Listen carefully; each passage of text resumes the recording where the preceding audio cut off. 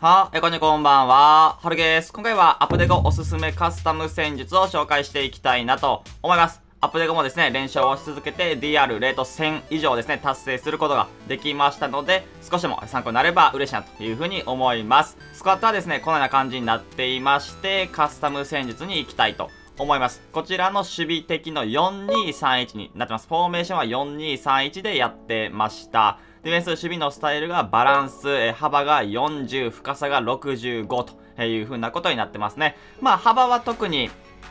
多分40が一番安牌で45とかだったらちょっと広いなっていう風には感じたんで、ここは40が多分一番いいと、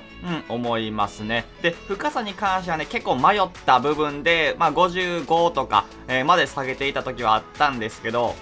やっぱりね、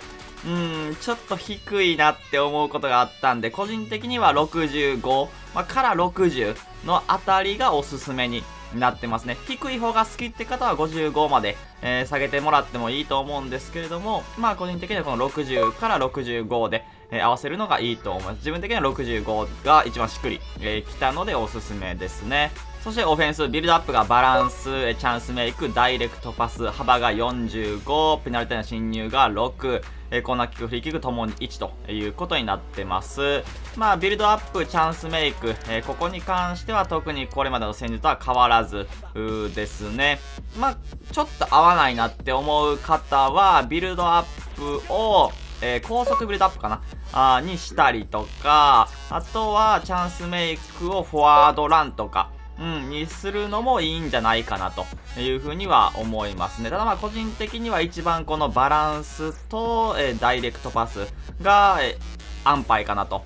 いうふうには思います。一番合いやすいかなというふうには感じますね。で、幅が45ですね。まあこちら50とか、でも良かったんですけど、まあもうちょっと狭い方がいいかなっていう感じで、まあ今までは45で、やってます。ここもね、人によって45から50あたりで調整するのがいいと思いますね。狭すぎるっていうのはね、あまり良くないかなっていう風には感じるんで、まあ自分的なおすすめは45という風なことになってます。そしてペナルティの侵入が6ですね。まあ自分的には6で全然中に入っていってくれてましたし、まあリスク管理も含めて6が一番いいんじゃないかなと思います。人によってもうちょっと入っていてほしいだったりとか、思う方は7でもいいと思いますけど、自分は6でやってました。で、コーナーキック、フリーキックはそれぞれ皆さんの2位のやつでいいと思います。そして指示に行きたいと思うんですけれども、まずはキーパーですね。キーパークロスセーブが慎重なクロス対応で、ボックス外セーブがバランスということにしてます。そして続いてサイドバックですね。右のサイドバックが攻撃時に上がらないオーバーラップ。そして左のサイドバックがバランスオフェンスオーバーラップという風なことになってます。サイドバックは片方上げるという形になってますね。で、2センターバックは特に何も変えてないという風なことです。そして続いて CDM ですね。2ボランチはですね、攻撃時に上がらない中央をカバーという風なことにしてます。そしてサイドのキャムですね。まあサイドハーフですね。ディフェンスに戻るクロスに合わせる。まあ両方同じですね。で、キャムに関しては何も変えていない。デフォルト何にもいじっていないという風なことになってます。で、ST ワントップですね。ワイドに開く、裏に抜ける、前線に張るという風なことにしてます。4231はですね、やっぱり攻撃は少し難しくなってます。ワントップしかいないですし、ワントップでなんかどうにかするっていうことがちょっと難しいフォーメーションになってます。なので、サイドを攻略するっていうことが一つ、攻撃のパターンとして、必要になってきますね。サイドの攻略が、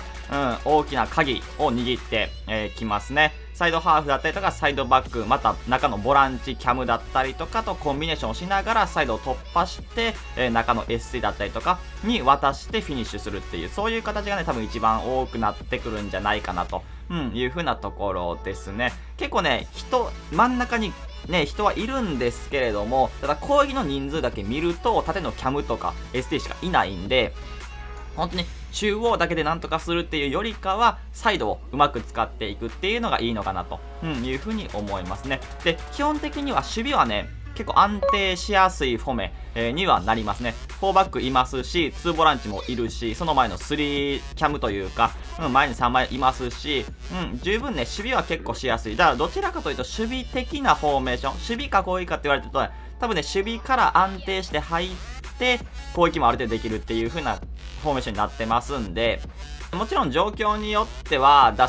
すところがないっていう時はあるんで、そういう時は下げるっていう風な、もう安定的な戦い方をするっていうのが一つ、必要かなと思います。下げてまた作り直してってすることが、必要ですし、それがまたやりやすいフォーメーションにはなってますね。そして最後にですね、それぞれのポジション別で適正のタイプを紹介していきたいなと思います。まずはサイドバックですね。基本的には片方上げるという形にはなりますので、片方は攻撃目、ちょっと攻撃もできるっていう風な、選手で、もう片方上がらない方は、全然守備的でもいいのかなと、いう風には思いますね。現環境ではね、サイドバックも強い選手増えてはいますので、その中で攻撃的な選手を上げるという風なことがいいと思いますね。で、2ボランチですね。こちら2人いるんですけれども、片方は、守備的で、もう片方はバランス型の選手がいいと思いますね。というのも、やっぱり前線にパスを出したいっていう風なところでも、相手の守備が上手かったりとか、切られてる場合もあるので、その中でバランス型の選手で、縦に突破していって決めるっていうシュートシーンとかも他のフォメよりかはね、ボランチがシュートを打つ決めきるっていうパターンが全然あるっていうフォメにはなりますので、その中で守備的、両方守備的っていうよりかは、片方はちゃんとシュートも打てるバランス型の選手の方がいいかなというふうに思います。で、サイドですね、サイドのこの2人なんですけれども、やっぱりね、スピードだったりとか、その突破力っていうのは一つ必要かなと思います。結構サイドがね、このフォメは鍵になってきますので、ここがどれだけ、通用するかっていう風なところが必要ですね。で、またドリブルだけじゃなくって、パス面だったりとかも上手ければ、よりいろんな選択肢を持ちながらサイド攻略しやすいかなと思いますので、結構サイドは重要な選手になってますね。で、キャムですね。キャムはですね、結構一番、いろんな状況に対応しないといけないですし、特に攻撃面。なので本当に全てを兼ね備えている選手で、またかつ軽い方が、扱いはしやすいかなというふうにも思うので、軽めで、全てを兼ね備えている選手がいいと思う。シュートも、パスもスピードも、あとはドリブルも、本当にいろんなことが前線としてできるっていう選手の方がいいと思いますね。で、そして最後 ST ですね。ここは決定力っていう風な、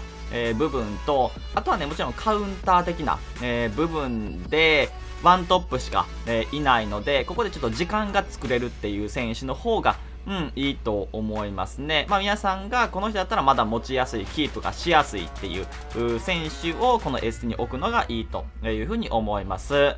こちらがですね、アップデートを使える4231のカスタム戦術になってます。少しでも参考になれば嬉しいなという風に思います。それでは今回これで終わります。いいのとったらチャンネル登録、高評価お願いします。それでは、バイバイ。